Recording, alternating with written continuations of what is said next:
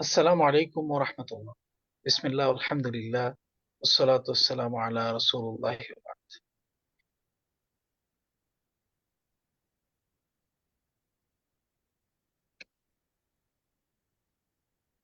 সম্মানিত উপস্থিতি, আমরা সবাইকে স্বাগত জানাচ্ছি যাকাত সম্প্রসারণ কার্যক্রমের নিয়মিত অনলাইন আলোচনা অনুষ্ঠানে। ইনশাআল্লাহ আশা করি বরাবরই আপনারা যাকাত সংক্রান্ত যেই নির্ধারিত টপিক, যাকাত প্রদানের উপযুক্ত সময়, সে সংক্রান্ত আলোচনা শুনবেন। প্রিয় উপস্থিতি, আমরা এই পর্যায়ে আমরা আমাদের আজকের যারা অতিথি আছেন তাদের সম্পর্কে জানবো। আমাদের এখানে অতিথি হিসেবে উপস্থিত আছেন ডক্টর মোহাম্মদ উবাইদুল্লাহ স্যার, যিনি আপনারা জানেন যে সাবেক ডিন মানারা বিশ্ববিদ্যালয়ের। আমরা লেখক এবং গবেষক। তাছাড়া আমাদের সামনে আরো উপস্থিত থাকবেন শায়েখ হাসান মাহফুজ, প্রতিষ্ঠাতা প্রধান ওস্তাদ circle of Quran, Maulana Mahmudul Hasan Hashemi, lecturer Uttarpara Kamil Madrasa. তাছাড়া আমাদের সাথে আর বরাবরের মতোই স্বাগত বক্তব্য রাখবেন সৈয়দ হাম্মাদুল করিম স্যার, প্রতিষ্ঠাতা যাকাত সম্প্রসারণ কার্যক্রম।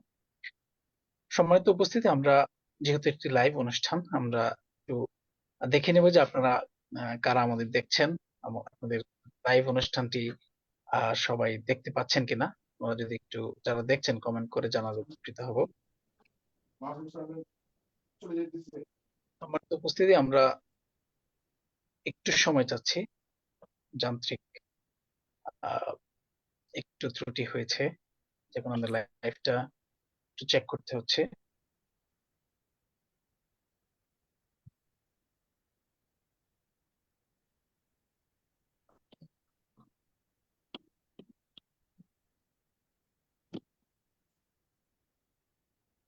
জি, আশা করছি আপনারা আমাদেরকে দেখতে পাচ্ছেন।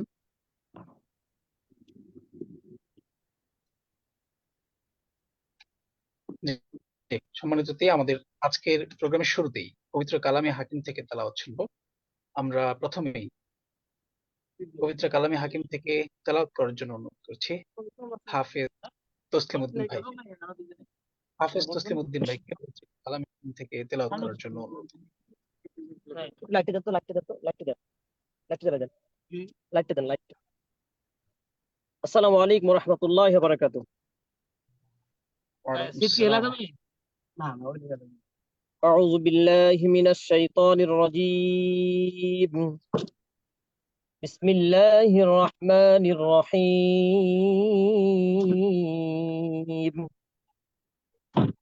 وجاهدوا في الله حق جهاده هو اجتباكم وما جعل عليكم في الدين من حرج ملة أبيكم إبراهيم هو سماكم المسلمين من قبل وفي هذا ليكون الرسول شهيدا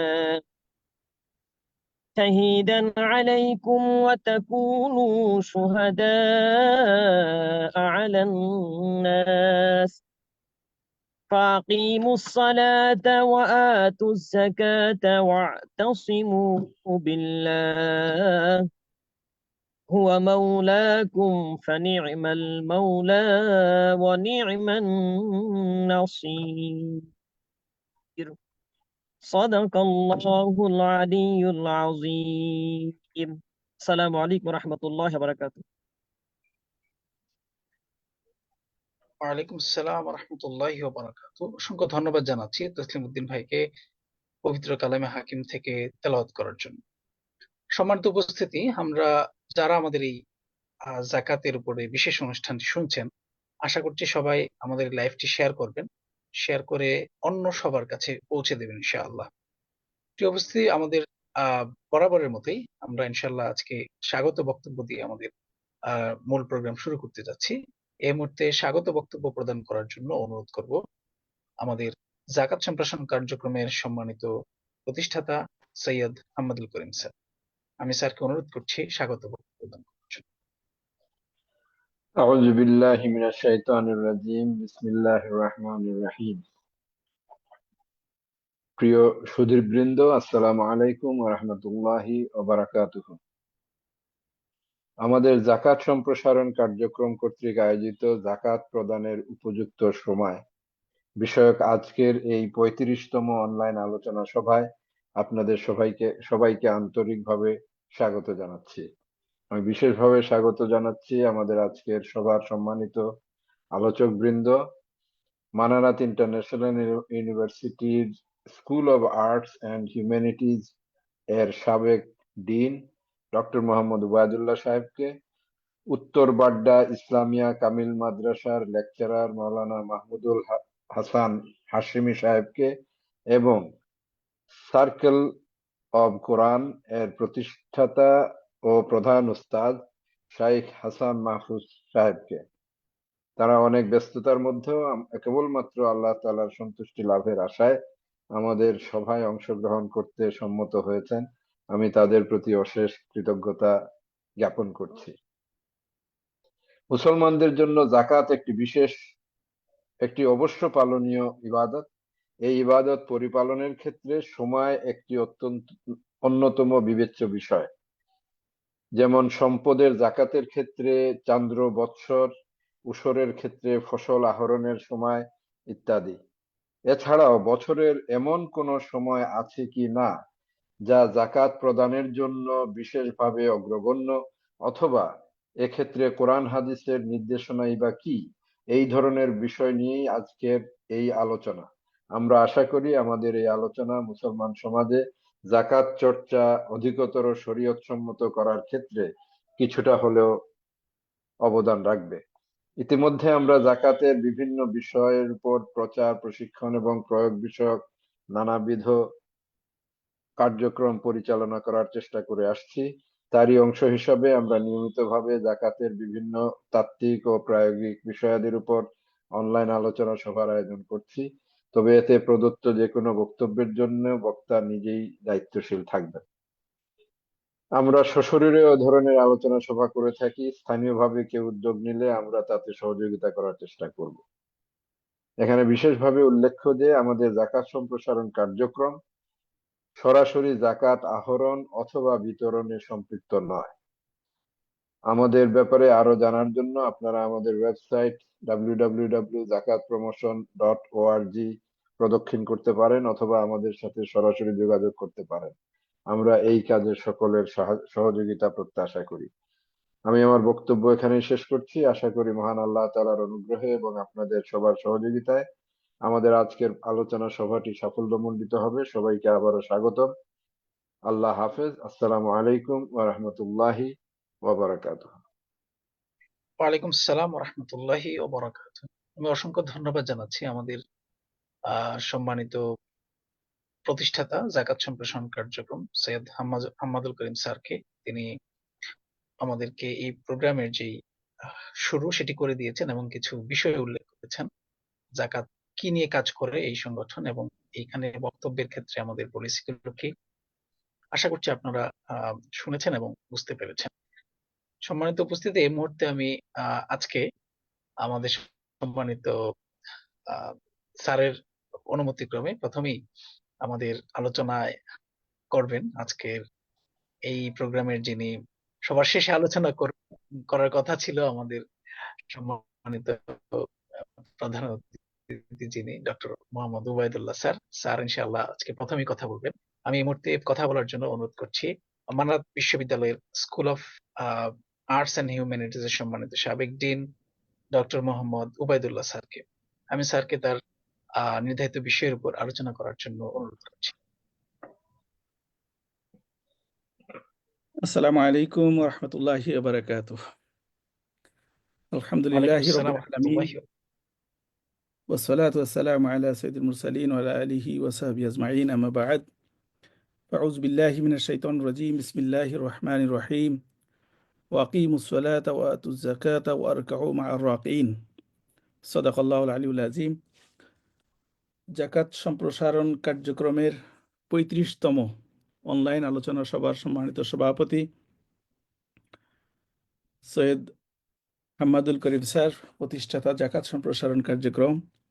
আজকের এই অনলাইন আলোচনার অন্য দুইজন সম্মানিত আলোচক মাওলানা মাহমুদুল হাসান হাশিমি এবং শায়েখ হাসান মাহফুজ এবং উপস্থাপক সঞ্চালক, এবং বিশেষ করে যারা শুনছেন এবং পরবর্তীতে যারা শুনবেন সবাইকে স্বাগত জানাচ্ছি। আজকের আমাদের মূল আলোচনার বিষয় জাকাতের ছোট্ট একটি পার্ট, সেটি হচ্ছে জাকাত প্রদানের উপযুক্ত সময়। তো সে বিষয় নিয়ে আমরা কথা বলবো ইনশাআল্লাহ। আমরা চেষ্টা করব কোরআন এবং সুন্নাহ থেকে সে আলোচনাগুলো শুনে নেওয়ার। আমরা বিস্তারিত আলোচনা না করে সরাসরি কোরআন, সুন্নাহ এবং ফিকহি বিষয়গুলোতে ফিকহি স্কুলগুলোর প্রতিষ্ঠাতা বা স্কলার যারা আছেন, ফিকহি স্কলার যারা আছেন, তাদের সরাসরি মতগুলো আমরা জেনে নিব এবং একটা সামারি করার চেষ্টা করব। তো আমার আলোচনার সুবিধার্থে যে কয়েকটা বিষয়কে আজকে হাইলাইট করা হবে সেটি হলো জাকাত আদায় করা, এটার হুকুম কি, জাকাত আদায় করার উদ্দেশ্যটা কি, এবং জাকাত আদায় করার সময়টা কখন, এবং এর প্রাসঙ্গিকতায় যে বিষয়গুলো আমাদের আলোচনায় আজকে আসবে সেটি হচ্ছে জাকাত প্রদানের ক্ষেত্রে যে নিসাব এবং সময়ের যে শর্ত আছে সেটি নিয়ে আমরা সবিস্তারিত আলোচনা করার চেষ্টা করব। এবং সর্বশেষ জাকাত না দেওয়ার যে পরিণতি সেটা নিয়েও আমরা আলোচনা করার চেষ্টা করব। তো শুরুতেই আমরা খুব সংক্ষেপে যদি আমরা জানি সবাই যে জাকাত ইসলামের মৌলিক ভিত্তির একটি অন্যতম ভিত্তি, এবং আমি প্রথমে কোরআনুল কারীমের সূরা বাকারা 43 নম্বর আয়াত তেলাওয়াত করেছি। সেখানে আল্লাহ সুবহানাহু ওয়া তাআলা বলছেন যে তোমরা সালাত কায়েম করো, জাকাত প্রদান করো এবং রুকুকারীদের সাথে রুকু করো। তো সালাত এবং জাকাতকে সম্পৃক্ত করে কোরআনের আরো অনেক আয়াতগুলো আছে আমরা জানি, এবং আমাদের এই ব্যাপারে কোনো সন্দেহ নেই যে জাকাত দেওয়ার ক্ষেত্রে জাকাত যে ফরজ এবং জাকাত না দিলে যে ভয়াবহ পরিণতি আছে সেটা আমরা মোটামুটি সবাই জানি। তদুপরি মুসলিম কমিউনিটিতে, বিশেষ করে বাংলাদেশের মতো দেশগুলোতে আমরা দেখি যে জাকাত যথাযথ উপায়ে বা যেভাবে আদায় করার কথা সেভাবে আসলে আদায় হয় না। তো সেটার অনেকগুলো কারণ আছে, সেটা হয়তো আরও অনেক আমার অন্য অন্য আলোচনার ভিতরেও সেই বিষয়গুলো চলে আসছে। তো আমরা এখানে যেটা প্রথমে আমরা জানার জন্য চেষ্টা করব সেটি হচ্ছে যে জাকাত যে ফরজ, এ ব্যাপারে কোনো সন্দেহ নেই, এবং এটাকে যদি কেউ অবহেলা করে তাহলে তাকে ভয়াবহ পরিণতির সম্মুখীন হতে হবে। কারণ রাসূলুল্লাহ সাল্লাল্লাহু আলাইহি সাল্লাম একটি প্রসিদ্ধ হাদিস আমরা সবাই জানি, আব্দুল্লাহ ইবনে মাসউদ রাদিয়াল্লাহু তাআলা থেকে বর্ণিত হাদিস, যে রাসূল সাল্লাল্লাহু আলাইহি সাল্লাম বলেছেন, বুনিয়াল ইসলামু আলা খামসিন, ইসলাম 5টা ভিত্তির উপর আছে, তার মধ্যে অন্যতম একটি ভিত্তি হলো ওয়াইতাই জাকাত, জাকাত প্রদান করা। সুতরাং জাকাত দেওয়া বা এই সংক্রান্ত কোনো সন্দেহ সংশয় আমাদের মধ্যে থাকার কোনো সুযোগ নাই। আমার কথা কি শোনা যাচ্ছে? জি স্যার, কথা শোনা যাচ্ছে। জি আমি আমার ছবি দেখতে পাচ্ছি না, আপনারা কি দেখতে পাচ্ছেন? ওকে, ওকে। তো দ্বিতীয় কথা হলো, খুব সংক্ষেপে যদি আমরা জানি, আমরা জাকাত, যেহেতু আমরা জাকাত কোন সময় দেওয়াটা ভালো সেটা নিয়ে আলোচনা করব, এই প্রাসঙ্গিকতায় এর প্রত্যেকটা পয়েন্ট ওই আলোচনার সাথে সম্পৃক্ত বিধায় আমি একটু বলার চেষ্টা করছি। দ্বিতীয় বিষয়টি হচ্ছে জাকাত আদায়ের আসলে উদ্দেশ্য কি। ইসলামের একটি সৌন্দর্য হলো যে ইসলামের প্রত্যেকটা বিধানের পিছনে একটি উদ্দেশ্য আছে, এবং এই উদ্দেশ্যটা যিনি সারে, অর্থাৎ আল্লাহ সুবহানাহু ওয়া তাআলা কর্তৃক প্রণীত, সেটা কখনো সরাসরি নস দ্বারা, কখনো সেটা রাসূলের হাদিস দ্বারা, অথবা কখনো সেটা পরোক্ষভাবে আমাদেরকে জানিয়ে দিয়েছেন। প্রত্যেকটা হুকুমের পিছনের একটা গল্প বা পিছনের একটা উদ্দেশ্য, এটা কিন্তু অন্তর্নিহিত যে উদ্দেশ্য, দ্য উইজডম বিহাইন্ড দ্য যে মাসালাগুলো আছে সেটার পিছনে যে উদ্দেশ্যগুলো। তো ঠিক তেমনিভাবে আমরা যদি জাকাতের ব্যাপারে উদ্দেশ্যটা আমরা খোঁজার চেষ্টা করি, তাহলে আল্লাহ সুবহানাহু ওয়া তাআলা এখানে বলছেন, যেটি সূরা আত-তাওবার 103 নম্বরে আল্লাহ সুবহানাহু ওয়া তাআলা বলছেন এভাবে, বিসমিল্লাহির রহমানির রহিম, অখুজ মিন আমওয়ালিহিম সাদাকাতান তুতাহহিরুহুম ওয়া তুযাক্কিহিম বিহা। দেখেন কত সুন্দর করে বলছেন যে জাকাত সম্পদ থেকে এই গ্রহণ করা হবে এজন্য যে এটি সম্পদের পবিত্র করবে এবং এটার পরিশুদ্ধ করবে। তাহলে জাকাত আদায়ের যে উদ্দেশ্য সেটি আমাদের আজকের আলোচনার সাথে সম্পৃক্ততা আছে, এটি মনে রাখা দরকার যে এটি আমাদেরকে পবিত্র করবে এবং আমাদের সম্পদগুলোকে পরিশুদ্ধ করবে। এখন আমরা আজকের যে মৌলিক আলোচনা সেটি নিয়ে আলোচনা করি, জাকাত প্রদানের উপযুক্ত সময় কখন। এই উপযুক্ত সময় নির্ধারণের ক্ষেত্রে কয়েকটা জিনিস আমাদের আলোচনা আসা দরকার, এবং তার মধ্যে সবচেয়ে গুরুত্বপূর্ণ যে আলোচনা সেটি হচ্ছে যে জাকাত সম্পদের উপরে হয়, এবং এই জাকাত ফরজ হওয়ার জন্য, যেহেতু জাকাত ধনীদের জন্য, ফরজ হওয়ার জন্য নির্দিষ্ট কিছু শর্ত আছে। আহ, বিশেষ করে আমরা 5টা শর্তকে দেখতে পাই। তার মধ্যে অন্যতম 2টি শর্ত হলো যে সাহেবুল মাল যিনি হবেন, সম্পত্তির যিনি মালিক হবেন, তার একটা নিসাব পরিমাণ, একটা নির্দিষ্ট পরিমাণ সম্পদের মালিক হতে হবে। এই নির্দিষ্ট পরিমাণ কতটুকু এটা আমরা জানি যে 7.5 তোলা সোনা অথবা 52 তোলা রূপা, এবং এটা নিয়ে বিস্তারিত আলোচনা যে কেন সোনা এবং রূপার দাম ভিন্ন ভিন্ন হওয়ার পরেও কেন এই দুটিকে রাখা হলো, তো সেটি ভিন্ন আলোচনা। তো এই যে সম্পদের একটা নির্ধারিত সম্পদের মালিক হওয়ার পরে জাকাত ফরজ হবে। এখানে আরেকটি শর্ত দেওয়া আছে অন্যান্য শর্তের বাইরে, সেটি হচ্ছে যে এই যে সম্পদ, যে সম্পদের যে মালিকানা, এই মালিকানাটা পূর্ণ 1 বছর পর্যন্ত থাকতে হবে। অর্থাৎ এই পরিমাণ সম্পদের মালিকানার পরে অতিরিক্ত সম্পদ যদি পূর্ণ 1 বছর মালিকানায় থাকে কোনো ব্যক্তির, তাহলে ওই ব্যক্তির উপরে জাকাত ফরজ হবে। অর্থাৎ দুটি বিষয়, একটা হলো সম্পদের পরিমাণ, আরেকটি হলো সম্পদের পরিমাণটা ওই ব্যক্তির কাছে থাকার সময়, দ্য ডিউরেশন, এটি খুব ইম্পর্টেন্ট। তো সে ব্যাপারে নিসাবের ব্যাপারে, সম্পদের যে পরিমাণ, সে ব্যাপারে রসুল্লাহ সাল্লাহ আলী সাল্লামের হাদিস থেকে আমরা জানতে পারি। বুখারীর 1405 নম্বর হাদিসে আল্লাহ রসুল সাল্লাহ আলী সাল্লাম উনি বলছেন, মান কানা লাহু মালুন ইয়াবলুগুন নিসাবা ফাআলাইহি যাকাত। যে ব্যক্তির কাছে নিসাব পরিমাণ সম্পদ রয়েছে, বা যে ব্যক্তি নিসাব পরিমাণ সম্পদের মালিক, তার উপর জাকাত ফরজ। এবং নিসাবের ব্যাপারে আমি খুব সংক্ষেপে বললাম।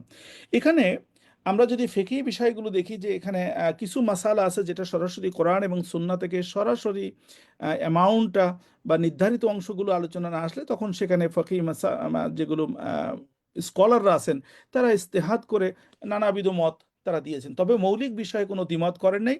ফরয়াদ বা শাখা প্রশাখায় কিছু বিষয়ে তাদের মধ্যে মতনৈক্য আছে, আমরা সেটাও একটু জানার চেষ্টা করব, এবং এটা তারজিহ বা কোনটার উপরে আমরা আমল করব সেটা নিয়ে একটু কথা বলার চেষ্টা করব। এখানে আমরা যদি সবচেয়ে বেশি আমাদের বাংলাদেশ সহ এই এই এলাকাগুলোতে যে ফিকহি যে ফিকহ স্কুলকে বেশি প্রাধান্য দেওয়া হয়, সেটি হচ্ছে হানাফি মাযহাবের কথা বলি আমরা।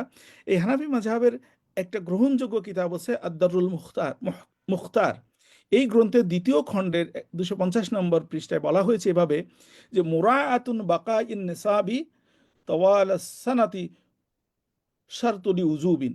সারা বছর নিসাব পরিমাণ সম্পদ স্থায়ী থাকা জাকাত ফরজ হওয়ার জন্য শর্ত।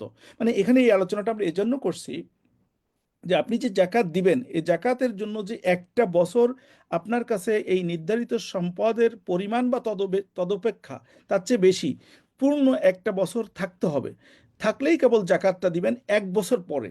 তো এখানে ব্যাপারটা হলো, 1 বছর যদি আপনার কাছে না থাকে, ফর এক্সাম্পল আমার কাছে যদি কিছু সময়ের জন্য এই পরিমাণ সম্পদ বা তার চেয়ে বেশি সম্পদ আসে, তাহলে আমার জাকাত দেওয়ার প্রয়োজন হবে কিনা। যদি জাকাত দেওয়ার প্রয়োজন না হয়, তাহলে কোন সময় দিব সেটা নিয়ে আলোচনা জরুরি না। যখন আমার উপরে জাকাত ফরজ হবে, তখনই আমি কেবল জানবো যে আমার জাকাতটা কখন দিতে হবে। তাহলে আমরা এখান থেকে দেখতে পাচ্ছি যে সারা বছর, অর্থাৎ একটা পূর্ণ বছর তার কাছে থাকতে হবে। এটা নিয়ে আরও কিছু আলোচনা আছে। যেমন এই হানাফি মাযহাবের আরেকটি খুব প্রসিদ্ধ বই, যেটা বাদায়ুস সানায় বলা হয়, এই বইতে বলা হয়েছে যে লা যাকাত আলা মাদুনা নিসাব, পরিপূর্ণ নিসাব হয় নাই, এই পরিপূর্ণ নিসাব পরিমাণ সম্পত্তি যদি কারোর কাছে না থাকে, তাহলে তার জাকাত তার উপরে হবে না। অর্থাৎ জাকাত হওয়ার জন্য এই নিসাব পরিমাণ সম্পত্তি এবং এই সময় দুটি জরুরি। ঠিক আমরা মালিকি মাযহাবের দিকে যদি তাকাই, মালিকি মাযহাবেও এই ফিকহি হানাফি মাযহাবের মতোই একই মত তারা প্রদান করেছেন। সেখানে বলেছে লা যাকাতা ইল্লা ইজা বালাগাল মালুন নিসাব, সম্পত্তি যদি এই নিসাব পরিমাণ এবং এই মানে পূর্ণ না হয়, এই সময়ের পূর্ণতা যদি না আসে, সম্পত্তির যদি পূর্ণতা না আসে, তাহলে জাকাতি দেওয়ার কোনো প্রয়োজন হবে না।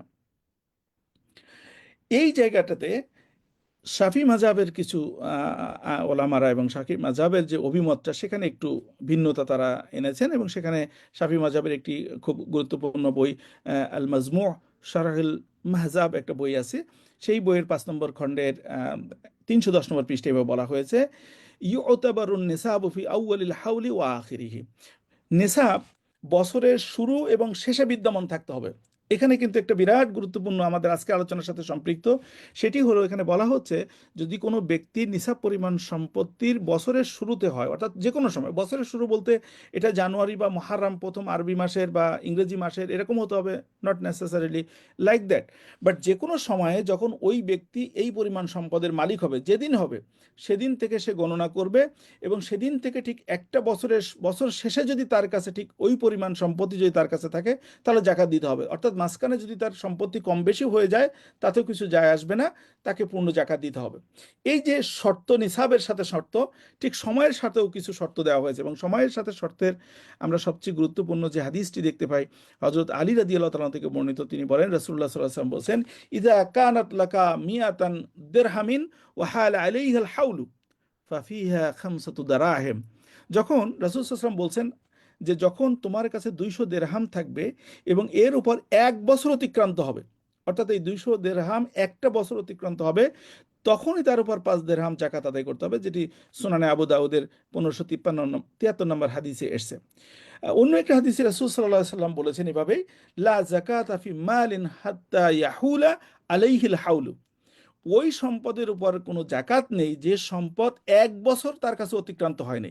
অর্থাৎ আমি বারবার কিন্তু দুটো জিনিসকে হাইলাইট করার চেষ্টা করছি। একটি হলো সম্পদের পরিমাণ, আরেকটি হলো সম্পদের এই পরিমাণ মালিকের কাছে থাকার সময়। দুটি জিনিসই কিন্তু খুবই গুরুত্বপূর্ণ যদি আমরা সিদ্ধান্ত নিতে চাই যে কোন সময়ে জাকাত দেওয়া উত্তম। আমরা এখানে যদি একটু যদি ফিকহি আলোচনা থেকে দেখি, খুবই সুন্দরভাবে ফিকহি হানাফিতে সুন্দরভাবে বলছেন এভাবে, ইউশতারাতু ফি যাকাতি হাউলানুল হাউলি আলান নিসাব। জাকাত আদায়ের জন্য শর্ত হলো নিসাব পরিমাণ সম্পদের উপর 1 বছর অতিক্রান্ত হওয়া। অর্থাৎ আপনি কখন জাকাত দিবেন সে ব্যাপারে আমরা যদি একটা ছোট্ট কনক্লুশনে এখানে আসি, সেটি হলো আপনার কাছে জাকাতের নিসাব পরিমাণ সম্পত্তি হওয়ার পর 1 বছর অতিক্রান্ত হয়ে গেলে তখন আপনি জাকাত দিবেন। অর্থাৎ আপনি জাকাত কখন দিবেন প্রাথমিকভাবে আমরা যদি মনে রাখতে চাই, তাহলে আমাদেরকে মাথায় রাখতে হবে যেদিন থেকে আমি জাকাত দেওয়ার মতো সম্পত্তির মালিক হব, ঠিক সেদিন থেকে পরবর্তী 1 বছর পরে আমাকে জাকাত দিতে হবে। এবং এ ব্যাপারে একটু কনফিউশন আমরা দেখলাম যে এই একটি বছর কি আমার জাকাতের নিসাব পরিমাণ সম্পত্তি সব সময় আমার কাছে থাকতে হবে, না কম বেশি হলেও আমাকে জাকাত দিতে হবে। তো সে ব্যাপারে আমরা শেষে যে একটা তারজিহ দিব, যে আমাদের মতগুলো বলার চেষ্টা করব। এখন প্রশ্ন হলো, এই যে একটা বছর পূর্ণ হওয়ার পরে আমি আসলে কখন জাকাত দিব, এবং সেইখানে আমাদের কনফিউশনটা তৈরি হয় যখন আমরা দেখি আমাদের বাংলাদেশের মতো দেশ সহ অনেক জায়গায়, অনেক মুসলিম কান্ট্রিতে আমরা দেখি যে জাকাত দেওয়ার ক্ষেত্রে আমরা একমাত্র রমজান মাসকে সিলেক্ট করে ফেলি। তো সেটি একটি খুবই গুরুত্বপূর্ণ আমাদের জানার, যে আসলে যদি রমজান মাসে দিই তাহলে সেটা ভালো হবে কিনা, এবং সেটি আবার সহি কোনো ব্যত্যয় ঘটছে কিনা দেওয়ার ক্ষেত্রে, এই বিষয়গুলো কিন্তু খুব আমাদের জানা দরকার। তাহলে আমরা যদি স্পেসিফিক সময়ে আসি যে জাকাতের নিসাব পরিমাণ সম্পত্তি হওয়ার 1 বছর পরে জাকাত দিব, তখন আমাদের 3টা অবস্থান চলে আসে। এই 3টা অবস্থান যদি আমরা দেখি, তাহলে প্রথম অবস্থান হলো যে ওই 1 বছর পূর্ণ হওয়ার আগে আমি দিতে পারবো কিনা, 1 বছর পূর্ণ হয়ে গেলেই আমাকে দিতে হবে কিনা, আর 1 বছর পূর্ণ হওয়ার পরেও আমি বেশ কিছুদিন অপেক্ষা করে এই জাকাত দিতে পারবো কিনা। অর্থাৎ আমাদের 3টা কন্ডিশন আমাদের তৈরি হবে। একটি হলো যে নির্ধারিত সময়ের পূর্বে, নির্ধারিত সময়ে, এবং নির্ধারিত সময়ের পরে, অর্থাৎ দেরিতে আমরা দিতে পারবো কিনা। তো সেই ব্যাপারগুলো যদি আমরা দেখি, তাহলে এক এক করে আমরা একটু যেতে চাই কোরআন এবং সুন্নাহ এবং স্কলারগণ কি কি বলেছেন এই ব্যাপারে। তাহলে আমরা প্রথমেই জানতে চাই যে আমাদের এই যে জাকাতটা দিব, সেই জাকাতটাকে আমরা সময়ের নির্ধারিত 1 বছর পূর্ণ হওয়ার আগেই দিতে পারবো বা দিব কিনা। সরি, এ ব্যাপারে ফিকি স্কলারগণ, ফিকি শুধু না, এমনি ইসলামিক স্কলারগণ তারা যে কোরআনের আয়াতটাকে দলিল হিসাবে নিয়ে আসেন, সেটিকে আমি তেলাওয়াত করতে চাই। বিসমিল্লাহির রহমানির রহিম, ওয়ালিকুল্লি উইজহাতুন হুয়া মুআল্লিহা ফাস্তাবিকুল খায়রাত ইলা আখিরিল আয়াত। এটি হচ্ছে সূরা বাকারার 148 নম্বর আয়াতে আল্লাহ সুবহানাহু ওয়া তাআলা এখানে বলছেন, আর প্রত্যেকে রয়েছে একটি দিক যেদিকে সে চেহারা ফেরায়, সুতরাং তোমরা কল্যাণকর কাজে, কল্যাণ কর্মে বা কল্যাণ কাজে প্রতিযোগিতা করো। এই এই টার্মটাকে তারা নিয়ে আসছেন যে ফাস্তাবিকুল খায়রাত, তোমরা অগ্রগামী হও, তোমরা প্রতিযোগিতা করো ভালো কাজের ক্ষেত্রে। যেহেতু জাকাত দেওয়া ভালো কাজ, তাহলে আগে যে দেওয়া যায় এ ব্যাপারে তারা এটিকে দলিল নিয়ে আসছেন। আমরা এখনো কিন্তু কনক্লুশনে আসি নাই, কনক্লুশনটা আমরা বলার চেষ্টা করব। রাসূলুল্লাহ সাল্লাল্লাহু আলাইহি সাল্লামের হাদিসের দিকে যদি আমরা তাকাই, একটা সুন্দর চমৎকার একটা ঘটনা এবং হাদিস আমরা দেখতে পাই। রাসূল সাল্লাল্লাহু আলাইহি ওয়াসাল্লামের চাচা ছিলেন আব্দুল্লাহ ইবনে আব্বাস রাদিয়াল্লাহু তাআলা আনহু। তিনি রাসূল সাল্লাল্লাহু আলাইহি সাল্লামের কাছে একবার অনুমতি চাইলেন যে আমি আগে বা অগ্রিম জাকাত দিতে পারবো কিনা। তখন রাসূল সাল্লাল্লাহু আলাইহি সাল্লাম তাকে অনুমতি দিয়েছিলেন। এ ব্যাপারে আমরা তিরমিজি শরীফের একটা হাদিস দেখতে পাই। রাসূল সাল্লাল্লাহু আলাইহি সাল্লাম এভাবে বলছেন, আন্না নাবিয়্যা সাল্লাল্লাহু আলাইহি ওয়াসাল্লাম তাআজ্জালা আল যাকাতা মিন আব্বাসিন সানাতাইন। রাসূলুল্লাহ সাল্লাল্লাহু আলাইহি সাল্লাম থেকে 2 বছরের আগাম রাসূল সাল্লাল্লাহু আলাইহি সাল্লাম তার চাচা আব্বাস রাদিয়াল্লাহু তাআলার কাছ থেকে 2 বছরের অগ্রিম জাকাত গ্রহণ করেছিলেন। আমরা অন্য একটা হাদিসে দেখতে পাই, কদিমা আলা নবী সাল্লাল্লাহু আলাইহি ওয়াসাল্লাম আমুন আব্বাস ফাসআলাহু ফি তা'জিল সাদাকাতিহি ক্বাবলা আন তাহিল্লা ফারাখাসা লাহু ফি যালিক। আব্বাস রাদিয়াল্লাহু তাআলা আল্লাহর রাসূলের কাছে বললেন, ইয়া রাসূলুল্লাহ, আমি আগেভাগে জাকাত দেওয়ার অনুমতি প্রার্থনা করছি, আপনি কি আমাকে অনুমতি দিবেন? তখন রাসূল সাল্লাল্লাহু আলাইহি সাল্লাম তাকে অনুমতি দিলেন। তাহলে এখানে আমরা দেখতে পাচ্ছি, সরাসরি আমরা কোরআনে দেখতে পাচ্ছি যে কোনো ভালো কাজের জন্য অগ্রগামী হওয়া যায়। আবার সুন্নাহর দিকে যদি তাকাই, তাহলে সরাসরি জাকাতের অগ্রিম জাকাত দেওয়ার ব্যাপারটা এটি সুন্নাহ দ্বারা সিদ্ধ। এবং ইবনে আব্বাস রাদিয়াল্লাহু তাআলা আনহুর এই ঘটনা থেকে আমরা বুঝতে পারি যে এটা দেওয়া যায়। ফিকহি ব্যাপারে এ ব্যাপারেও অনেক আলোচনা করেছেন আমরা। ফিকহি হানাফি মাযহাবের স্কলারদের কথা যদি আমরা দেখি, যেমন ফাতুল কাদির একটা খুব প্রসিদ্ধ গ্রন্থ এবং খুব গ্রহণযোগ্য গ্রন্থ, সেখানে বলা হয়েছে ওয়াতাজুজু তা'জিলু যাকাতি ক্বাবলা হুসুলিল হাওলি ইযা কানা আল মালু বাকিয়ান। যদি নিসাব পরিমাণ সম্পদ বিদ্যমান থাকে তবে 1 বছর পূর্ণ হওয়ার আগেই জাকাত প্রদান করা বৈধ। এ ব্যাপারে কোনো নিষেধ নেই, তাহলে আমরা জাকাত আগেও দিতে পারবো। দ্বিতীয় যে পন্থাটা আসে সেটি হলো যে আমি আগে দিতে চাই না, আমাকে যখন ঠিক 1 বছর হয়ে যাবে তখনই আমি দিতে চাই। এ ব্যাপারে কোরআন এবং সুন্নাহ কি বলছেন? এই ব্যাপারে আমরা দেখেছি যে রাসূল সাল্লাল্লাহু আলাইহি সাল্লামের থেকে সুন্নাহ সরাসরি আসে। হাদিসের ব্যাপারে তো বলাই হয়েছে যে, কোরআনে তো বলাই হয়েছে যে তোমরা জাকাত আদায় করো, অর্থাৎ জাকাত যখন সে নিসাব পরিমাণ বা এই ধরনের অধিকারী হবে তখন তিনি জাকাত আদায় করবেন, এটাই। কারণ শরীয়তের বিধানগুলোর একটা মৌলিকত্ব হলো, যখন যার উপরে যেটা ফরজ বা অজীব হবে সেটি যদি পালন করতে কোনো শরঈ বাধা না থাকে তাহলে সে তখনই সেটা পালন করবে। এটার জন্য অপেক্ষা করা যাবে না। অপেক্ষা করতে গেলে শর্ত থাকা লাগবে। শর্ত, কারণ বিভিন্ন পরিস্থিতিতে ইসলাম এই জায়গাটাতে রুখসত দিয়েছে যে যদি কারো পরিস্থিতি এরকম থাকে তাহলে হয়তো করা যায়। তো সেই ব্যাপারে ঠিক এই একই যে উসুল, যে মূলনীতি, এটি জাকাতের ব্যাপারেও প্রতিষ্ঠিত আছে। সেখানে আমরা যত সময় জাকাত দিতে হবে ব্যাপারে কোনো সন্দেহ নেই। এবং রাসূল সাল্লাল্লাহু আলাইহি ওয়াসাল্লামের হাদিসের দিকে যদি তাকাই, তাহলে রাসূল সাল্লাল্লাহু আলাইহি ওয়াসাল্লাম বলছেন, ক্বাল রাসূলুল্লাহ সাল্লাল্লাহু আলাইহি ওয়াসাল্লাম লা তাযুফি যাকাত আমওয়ালিহিম ইল্লা সানাতান ওয়া ইন আবাইতা ফাহুসাবতা হুসাবতা বিহা ফি আখিরিস সানাত।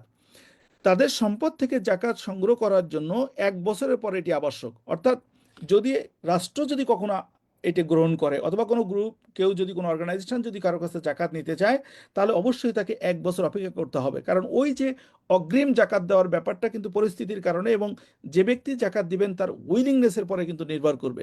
কিন্তু যদি কোনো সংস্থা বা কোনো রাষ্ট্রও যদি এভাবে নিতে চায়, তাহলে কিন্তু 1টা বছর অবশ্যই অপেক্ষা করতে হবে। এবং যদি সেক্ষেত্রে কোনো কারণে এটা দেরি করে, অর্থাৎ ব্যক্তি যদি দেরিও করে ফেলে, তাহলে সেটি 1 বছর শেষে হিসাব করে তারপর আদায় করতে হবে। তো এই জায়গাটা আর একটি কনফিউশন আছে ফিকহি মাসালার ক্ষেত্রে। কেউ কেউ বলেছেন যদি দেরি, কতটুকু পর্যন্ত দেরি করা যাবে, তো সেটি আমরা পরবর্তী আলোচনায় আমরা আনবো।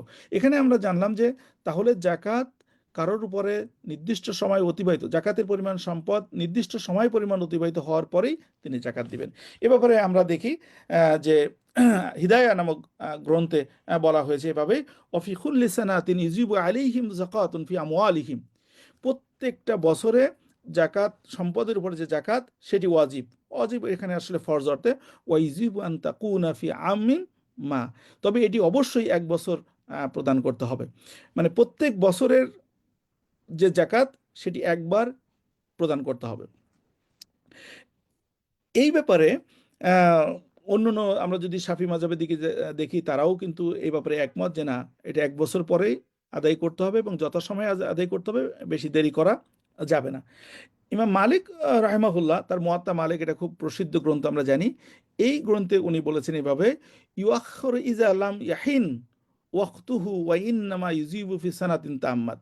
জাকাত যদি সময় মতো না দেওয়া হয় তবে এটি 1 বছর শেষে দেওয়া আবশ্যক। অর্থাৎ এখানে একটা শর্তভাবে বলা হয়েছে যে যদি কেউ 1 বছর পরে না দেয় বা দিতে পারলো না কোনো কারণে, তাহলে পরবর্তী 1 বছর পরে যে পূর্ণ টাকা হিসাব করে তখন সে জাকাত দিবে। তো সেখানে অনেকগুলো কনফিউশন তৈরি হয় যে এই জাকাতের টাকাটা তার কাছে থাকলো, এটি তো গরিবের হক। কারণ আল্লাহ তাআলা সূরা জারিয়াতের ভিতরে বলছেন ওফি আমওয়ালিহিম হাক্কুল লিসাইলি ওয়াল মাহরুম। সুতরাং তাদের যে হক সেটি যখন আমার কাছে থাকবে, তখন এই টাকার তো আলাদা একটা মুনাফা হয়তো আমি বিজনেসে বা বিভিন্ন জায়গা থেকে করছি, সেটির পরিমাণও দেওয়া লাগবে কিনা এটা নিয়ে বেশ কিছু ডিবেট আছে। তো আমরা সেটাও একটা কনক্লুশন শেষে দেওয়ার চেষ্টা করব। তৃতীয় যে বিষয়টা আমাদের সামনে আসছে, তাহলে আমরা দুটো বিষয় আলোচনা করলাম। একটি হলো জাকাত আমাদের নির্ধারিত সময়ের পূর্বে আমরা দিতে পারবো কিনা। আমরা দেখলাম যে সেটা দেওয়া যাবে। আব্বাস রাদিয়াল্লাহু তাআলা থেকে বর্ণিত হাদিসে বা ঘটনায় আমরা দেখলাম সেটা দেওয়া যায়, এবং আব্বাস রাদিয়াল্লাহু তাআলা নিজে উইলিংলি সেটা দিতে চেয়েছিলেন এবং রাসূল সাল্লাল্লাহু আলাইহি ওয়াসাল্লাম তার কাছ থেকে নিয়েছিলেন। এটি দেওয়া যায়। দ্বিতীয়ত হলো যে নির্ধারিত সময় দেওয়াটাই উচিত, কারণ এর দিতেই হবে, এটার কোনো মানে কোনো বিপরীত কোনো পথ নেই না দেওয়ার। আর তৃতীয় যে বিষয়টা আছে সেটা হলো দেরিতে আদায় করতে পারবো কিনা এবং কতটা দেরি করতে পারবো, যেটা আমাদের একটু আগের আলোচনায় কিছু অংশ ছিল।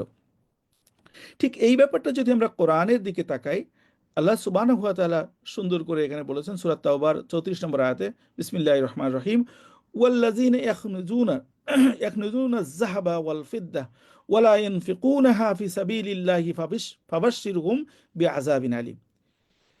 আল্লাহ তাআলা বলছেন, যারা সোনা এবং রূপা জমা করে এবং তা আল্লাহর পথে ব্যয় করে না, তাদের জন্য মর্মান্তিক শাস্তির সুসংবাদ দাও। এখন এখানে একটা বিষয় আছে যে আমি তো দেরি করছি, পরবর্তীতে দিব, আমার ইন্টেনশনে তো কোনো অসুবিধা নাই। প্রবলেম হলো আমি যে পরবর্তীতে দিতে পারবো তার নিশ্চয়তা কিন্তু আমাদের কেউ দেই নেই। অর্থাৎ আমি মনে করছি যে আগামী মাসে দিব, এটা আমরা আরেকটু পরে আলোচনা আসবে যে রমজান মাসের ব্যাপারটা নিয়ে যখন আমরা আলোচনা করব। তো আমরা মনে করলাম এখন আমার 1 বছর পূর্ণ হলো, আমার জাকাতটা এখন দেওয়া দরকার, কিন্তু আমি মনে করছি যে না, 1 মাস পরে, 2 মাস পরে বা নির্দিষ্ট একটা সময়ের পরে যে আমি দিতে চাই। তো এই সময়ের মধ্যে যদি আমার মৃত্যু হয়ে যায় তাহলে কি হবে? তো সেটি নিয়েও একটু মাসালাগত দিক থেকে, কারণ ইন্টেনশন তো ভালো ছিল, তারপরে সে দিতে পারে নাই, তো সেটা কি হবে? এটা নিয়েও স্কলারগণ কথা বলেছেন। সেটা আমরা বলার চেষ্টা করব ইনশাআল্লাহ। তাহলে এখানে দেখা যাচ্ছে যে আল্লাহ সুবহানাহু ওয়া তাআলার এই আয়াতের মর্মার্থ হলো এরকম যে আপনি যখন হবে তখন আপনি দিয়ে দিবেন।